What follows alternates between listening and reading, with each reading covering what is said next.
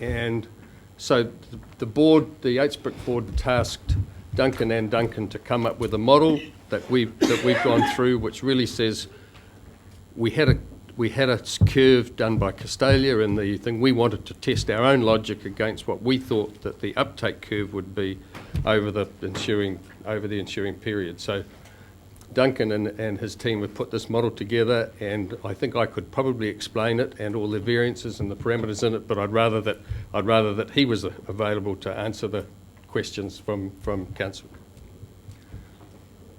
Okay, so sorry. As described, we were basically tasked with updating the forecast from the Castalia report, which was done probably 24 plus months ago. And the basis of doing that, I suppose, is using Duncan MacLeod's water sales database, because obviously in the last, 18 months plus, there's been a lot of on-farm information collected as this water sales pipeline has been established. So really that is the foundation of the model, and then models, as models do, apply our logic and assumptions to come out with a forecast uptake curve going into the future. I suppose broadly two measurement points in the uptake curve, though it does it every year, is the number at financial close. So that is going through the database and really pivoting off the A's, B's and C's, which I think Duncan described earlier, as to the probability of people committing toward financial close. And from that point forward, it's really on a year-by-year basis saying how much land is out there, assigning a probability to people converting, and then applying a number of tests to see, A, if they convert at that point and what they can convert to. So what I thought today is to run through the most important assumptions used between ourselves and the model that have actually derived what we call the base case uptake curve. And I think what was being sought today is kind of validation of that curve, because that's then used for HBRIC's position in terms of negotiating, its investment and its position on the basis of what future revenues look like from this curve. So the first bit that we'll go through in the paper is the conversion test. Obviously that's prior to financial close. It's the A, B and C, and a probability is assigned to each, which you see 75, 50 and 10% as to if that land actually contracts before financial close. So it's a reasonably simple calculation, and that's the likelihood of the financial close cubic metres number. Now, post, I suppose, financial close, there's then the issue of, well, how much land actually enters or makes the decision to try and go into the scheme every year, and then a number of layers or assumptions are layered on top of that. What's been chosen for the base case is 10% of the available, I suppose, land that hasn't contracted into the scheme, then enters the decision to, yes, I would like to irrigate in that year. And then we derive all the other kind of commodity prices, farming types, etc., are done through a logical decision process if they do it. But that is a key variable, saying every year, what number of farms decide to try and make the decision to irrigate.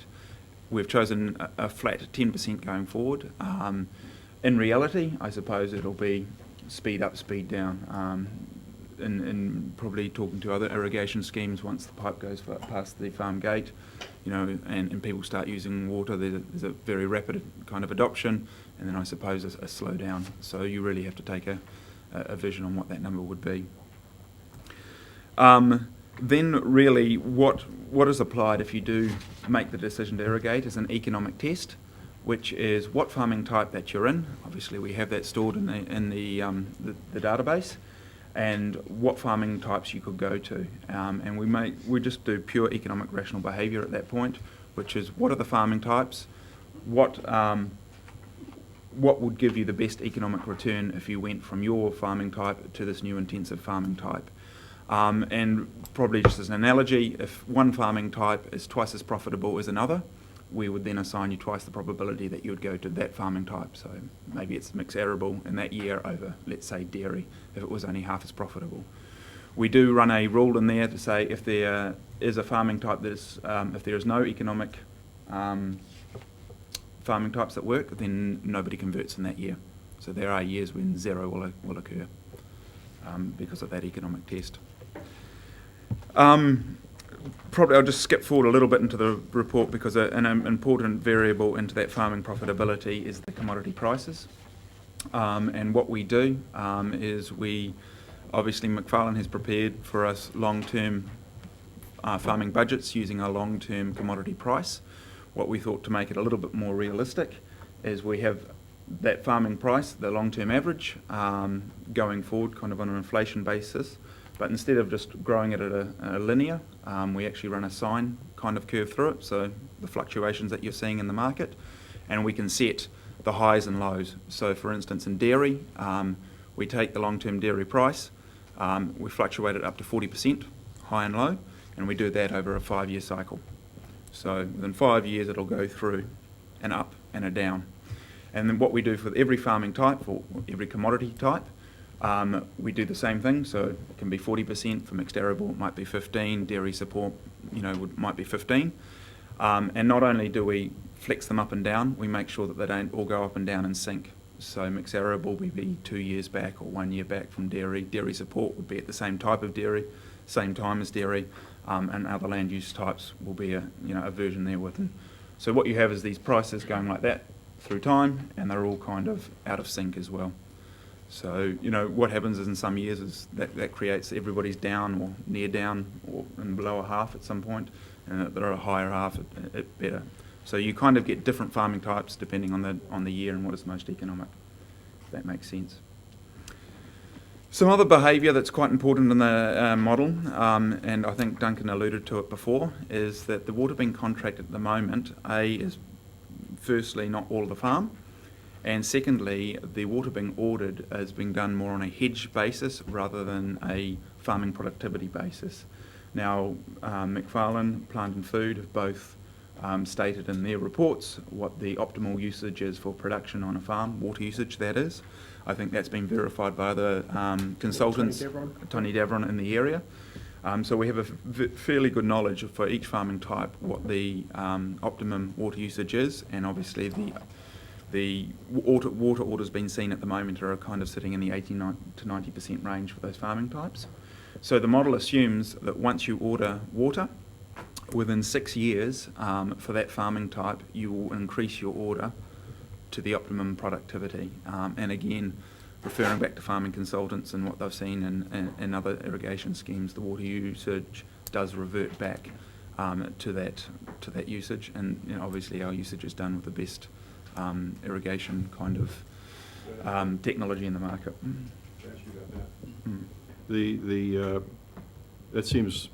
That assumption seems to run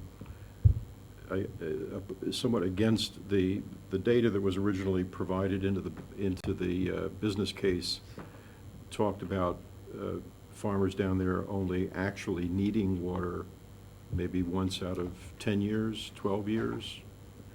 So how, if that's the practical situation where they might need water, why would you assume that within 6 years they're all going to, in 6 years they may not have needed any water? I can't think of anything that would have said a farmer would only need to irrigate once in 10 years. The original inputs to this, I'm not sure. Microphone. What document, whether that was McFarlane or Costello, I'm not sure where it was originally, but it looked at the actual rainfall patterns and so forth, and said that basically the shortfalls in water were not that frequent in Central Hawke's Bay, and that the use of supplementary water was going to be kind of irregular and perhaps not as frequent as you're assuming. Yeah, look, I'll deal with that. There's basically, if we had a map here today, we could show you the evapotranspiration map, Duncan, of the Ruataniwha Basin and the other irrigation zones. And what that shows is on an average year, there's a soil moisture deficit across the entire basin It's graduated, it gets dry as further east you go, et cetera, et cetera, et cetera. And that's through the 6-month period. So I'm not quite sure where you're getting the 1 in 10 year number from. What the consenting to, but maybe you might be associating a piece of consenting information that says that when consents are granted, for example, for groundwater takes, surface water, groundwater takes actually, that they're granted on a 1 in 10 year reliability framework. That's the only bit of information that I could think of that might tie back to your question. The underlying point here is, and I'll get Duncan to just elaborate a wee bit more on this, is that every year there'll be some irrigation demand every year, right? And that on average is quite significant, and we can calculate that very accurately. Now to boil that down just a wee bit further, when we talk about hedging behaviour, Duncan, effectively what the farmers are doing is they're saying they'll take X millimetres per hectare per year for a particular crop type or a pasture type, and they're hedging that slightly down on the climatic variability from where they would optimally sit. And can you elaborate on that, Duncan, at all? I think you know what I mean. Yeah, It's the yeah, so- 85% versus 77%. Chairman, the key thing, the key is none of us can recall any report that came out and said that irrigation would only be required 1 year in 10, and that's the basis of your question. I'll provide it for you. Okay, well, I mean, we need, because that's certainly, Never been decided. Well, if that was accurate, we shouldn't be trying to irrigate No. 27,000 hectares in Central Hawke's Bay. But I think Andrew's right. The only reference to a 1 in 10 year that I can possibly think of is a description of the level of reliability a farmer might require. And so what that description is about is there's a varying range of deficits in moisture each year, and the way water is allocated for groundwater consents is based on having enough water to meet that 1 in 10 year event. Let's move on without seeing this. I mean, we're dancing around the light bulb. Question, Chair. You're an economist, are you? Or a banker, Duncan? Sorry? Are you an economist with a bank, are you? I'm actually a chemical engineer by training. Oh, you'll be able to answer my question then. Firstly, I mean, it's clear farmers are doing hedging. I mean, those farmers have been down for 100, 200 years, and that's how they've survived, hedging. But my question to you is, this movement of 40% on dairying, was it a surprise to you? You're with the bank, aren't you? Yes. So was it a surprise to you and the bank that the Americans could, well, certainly a surprise to me, that they could increase production so quickly to actually reduce demand, right, to demand, actually, world demand, and affect price? And you know, are they going to continue to do that? And there's another thing that worries me too about dairying, is that traditionally the cockies in Waikato and Invercargill, they can survive on $4.50, and I drive up there all the time. Small paddocks, grass growing, never see the sun, fog and rain, and it's just classic Flooding. dairying, you know. But you know, if you the average price has increased because of the intensifying on marginal land. So when an average price was $4.50, it's now gone to $6.50. God knows, it could even be higher. Is that a concern to you that we've now, as an industry, got an average, and certainly in Central Hawke's Bay this will be the case, because we went and visited a farm, 1,000 hectares, silt on red metal over aquifer, which worries me, that he's going to turn that into a dairy farm, and that was his stated aim. So his costs are going to be up $6.50, $7. And the Americans can go so quickly in old production. I'm just worried about your 40% either way, you know. Are we ever going to see a 40% up? Too low. You think that the amplitude should be more than 40%? I mean, that's one of the great things about this model. We can take those We could turn it into a those 60%. views, and but the key thing was Well, the swings, the 3 year I don't think the 3 year swings cycle. up. Put it this way: I don't think the swings up are going to be as dramatic as they were in the last 5 years. Who knows? It's a bit crystal ball gazing, and I think If there's any dairy, Continue with the paper, actually. Keep going.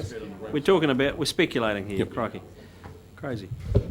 So that's the what we're calling the hedging behaviour inside of the paper. So over 6 years, they get back to what we'd call the their ultimate productivity and water use.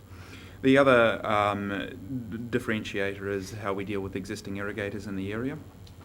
Obviously, they have the ability to order groundwater and new water from the scheme. Given that they're existing irrigators and probably with a higher level of sophistication around the use of water and how it's used, we treat them in two ways. If they have made an order with the scheme, and this is either ground water or new water, either contract, we don't presume that they order any more water from the scheme going forward. That is on the basis that they're well aware of what they want to grow and how they want to grow it, and have taken a pretty sophisticated view on their water order. If they haven't ordered water from the scheme, then it's fair to say that the land that they could potentially irrigate going forward is treated like any other land in the scheme, and 10% is put into the scheme any 1 year to make a decision whether they intensify that or not. So I suppose it's just a carve out for existing irrigators and their behaviour as opposed to the general populace. I think those are the main assumptions that we wanted to probably cover in terms of the forecast. And then what happens is you put that in the model, turn the handle as such. What the model does just simplistically is it goes year by year by year on every farm running these conversion tests. It does that up to how many times you want to. I think we're running 5,000 scenarios. It can be 10,000, it can be 200. And then what that gives you, once you run those 5,000 scenarios, is averages of what water uptake would look like. What we can run alongside those, and of course you can't replicate it absolutely exactly, but you get this average, what the average curve would look like, and that's that curve in front of you. The closest you can do on what I'd call a realistic or a real case scenario is then run the median, and that'll actually show you each farm converting to a certain farming type. And that can be, back solved for water usage and the like, because as we know, the average of 5,000 doesn't always equal what happens when one farm actually converts, which is what will actually happen. And the curve that's provided in front of you is pretty much the base case uptake scenario as comes out using those assumptions stated. So coming back to probably the original, what is the financial close going to look like? Using those probabilities, you end up with around 48 million cubic metres being taken.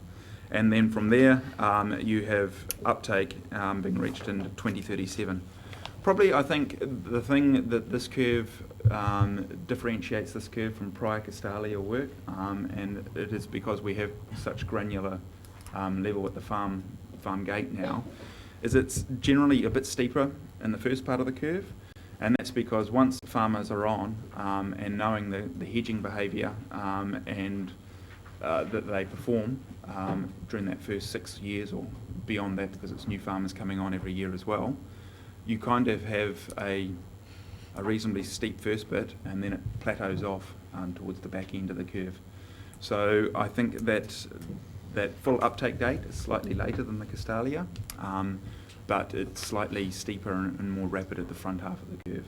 And then the second graph, the second graph was we asked, the HBRIC board asked to run a downside model, and so that's the second graph, and the key one with that was limiting the amount of conversion to dairy as 21% of the total irrigated area, and that the FMIs will never irrigate more than 95% of the irrigable area.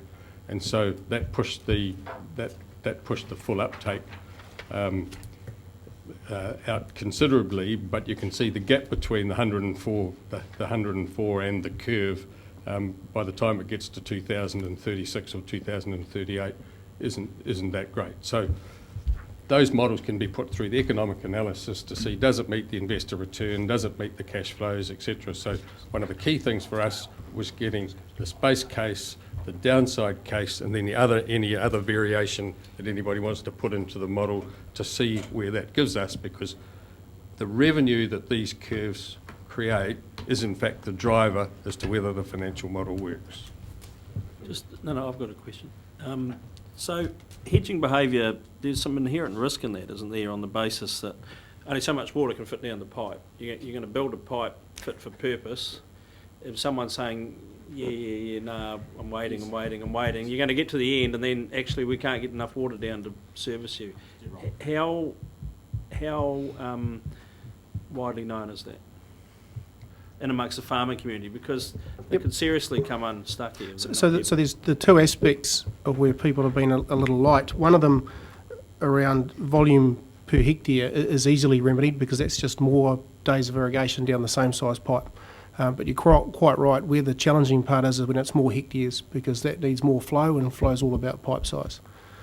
So I guess in our last farmer meeting, we had about 90 people turn up to that, and we had one of the designers for the distribution system turn up and do a session and explain that very point to people. Like ultimately there'll be a decision made around how big a pipe is that goes to a specific part of the landscape, and that will limit how many hectares can get irrigated in that area. So that is the challenge, I guess, of secondary distribution design, and I guess that's it's been helpful to get the phones ringing again as well as a message, and it's a message we keep saying, but it doesn't hurt to hear it from someone else apart from us. Gets Belford. On page 43, there's a reference to the model itself, an Excel model, and the logic underpinning the model outlined in Appendix 1. We didn't receive an Appendix 1. And my question is whether the model and those underlying assumptions will be available to us or available to our independent reviewer when the time comes? Yeah, they will be. And the assumptions, had I penned in, I made a bit of a judgment call there. You'd have had about 12 pages of incredibly minute data. So it was more the point of getting the principle of the model across today, and all of the assumptions are Deloitte's review, presuming it's Deloitte's, but there, clearly. Personally, I love spreadsheets, but just before your two summary charts, the reference is made to water price, and so and that says that you have not factored a change in on water price, right? What would be the sensitivity of these if there were a water price change of Depends on the magnitude that you extent might? of it. Depends on the magnitude. So it'd be another input to crank in and. Absolutely, it's all possible to do. So the economic test is basically using water price as one of the operating expenses on the farming type. So, if it was to increase and commodity prices were to stay still, it makes them less profitable. The big problem, I suppose, sensitivity would be is if you increased water price, that turned a lot of these farming systems unprofitable, then it would have a significant impact. If they were still profitable but less profitable, it would have a minimal. And then the curves themselves, I looked up in the original business case, which I do have a copy of. Yep. The full uptake in the original business case under the base case was 2028, which is a 9-year difference. In the downside analysis, the full uptake was 2040, which is a 22-year difference. Yes. What are the principal factors that have caused those rather substantial changes? Yeah, the substantial change, well, firstly, probably not comparing the dates because the original business case was predisposed to a financial close at a different date, so take 1 or 2 years off still there. plus. No, It all becomes plus. absolutely. Right. The main differences in the modelling is this one is on a farm-by-farm basis and treating each farm individually and different decisions. Whereas the original Castalia one was more an aggregate. So look at the more area. accurate data has Correct. wound up stretching these lines out. Correct. And steepening them at the front as well. So the key point there is that our actual data, as opposed to modelled information a la Castalia, is far more accurate, far more ground truth. It's vastly better than the Castalia stuff for obvious reasons. But the fundamental underlying point is when you blend these curves into a cash flow forecast and ultimately into the financial model, clearly it's highly advantageous to the scheme in terms of its rates of return to have a steeper uptake curve at the front end, and it's actually probably less of an issue to have a flat curve at the back end like these. So these actually, the underlying point here is both these curves, when run through current metrics in the financial model, deliver out IRRs which satisfy the investor framework, including the councils. Nothing else on uptake? We'll get into the finances. Councillor Barker? Oh, yeah, two things, just a couple of questions on it. When you say amplitude, I just want to check that I've got the same thing here. Amplitude is from the bottom of the curve to the top of the peak. So 40% is 40% up, 40% down. So we're talking so it's about the mean. So it's 40% down, 40% up. Okay, thank you. The other thing I was interested in is the volumes on financial closing. First on the base case. Yes. The volume. Microphone, please. Oh, sorry, yeah. We've got 131, 48 million cubic metres, and then the second one, you've got 46. Mm-hmm. I was wondering why you had a difference there. Because of the 95% of the land going in and the water usage as well. This model starts immediately. That's the key. Mm. The model starts immediately, so it measures behaviour next year it measures for modelling from financial close, if you like, or from the start of construction through the construction period. So there will be some uptake during the construction period. All right. So it's the financial. You think about financial close. I was thinking of financial close at the point that we get, say that the it's a go. I'd have thought we would have had the same number at the time we said it was a go, but you're actually making it from the time that we press the button's pressed on the dam to when it's constructed. You're expecting different uptakes in that interim period. Correct. From the During okay, construction. That's what I was trying to get. I just wasn't reading the same. So it's financial close plus. So there is a financial number in there. Yep. We have a modelling period between financial close and water being used, which we can alter the variables independently on. And then from water commencing flowing, and that point onwards as well, we can have different behaviours in those three discrete timelines. Thank you. Yeah. I'm just turning to the last paragraph before the financials on page 46 that talk about financial close. As directors of HBRIC, I would think you would, on the one hand, have a wished for financial close, but that you would also have a more realistic date at which you thought this might actually come to pass. And a variety of issues have been raised around the table here today, including perhaps a need to recycle through a price, perhaps a need to recycle through farmers who have already purchased water by November 11th, and so forth and so on. So there are already some variables on the table. There's one that I find it curious you haven't even mentioned in this report, which is the risk posed by this land swap situation and the litigation likely to flow from this. As directors, isn't it your responsibility to indicate to us what kind of risk you see that to be? Is that something that's being explained to institutional investors? Is it being explained to farmers who you're trying to sell water to? We get your point. Through Chairman, every meeting we look at new and emerging and changed risks. And so clearly, the land swap with DOC is one of them. And if the consent's granted, if the swap goes ahead, or then we have to change the rules and go back. So definitely, that is one of the things that needs to be determined. We need to ensure that the land swap happens. And the other, if you like, the other thing that we haven't mentioned is that negotiations between the parties, including HBRIC and the investors, will also take time. So, but as Sam said earlier, the key thing for us is construction will have to start in March 2016. So we don't have too much lag time for either the DOC transfer or negotiations between investors. With respect, you didn't answer the DOC question. Has work been done by the staff to assess what the impact is of not being able to swap that land? Yes. And what level of risk does that pose to the At the project? at the stage where we are with negotiations with DOC and the things going around that, I understand that the DOC are making a decision in the near future, and it will certainly be made before the 11th of November. Is that? Yes. CEO? Is that? Yep. Councillor Dick. Through you, Chairman. I assume that the independent investors will make their bids conditional on an uptake threshold being achieved.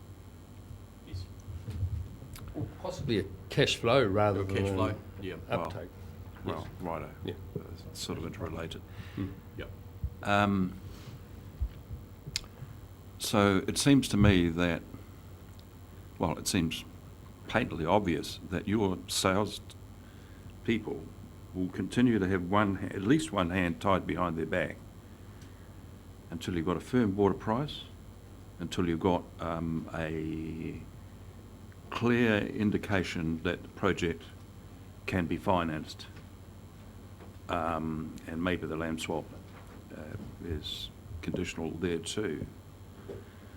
So I can, through sort of long experience in sales marketing, I can understand the pressures and constraints that your people are working under, and the urgency to get these things nailed down so that then they can go out fully armed and equipped and close sales of magnitude and close them quickly. And I think that can happen. That's my feeling. But you've just got to get all those ducks in the road, don't you? That was And we have very canny customers, Yeah, I'll bet. reluctant to move. Yeah.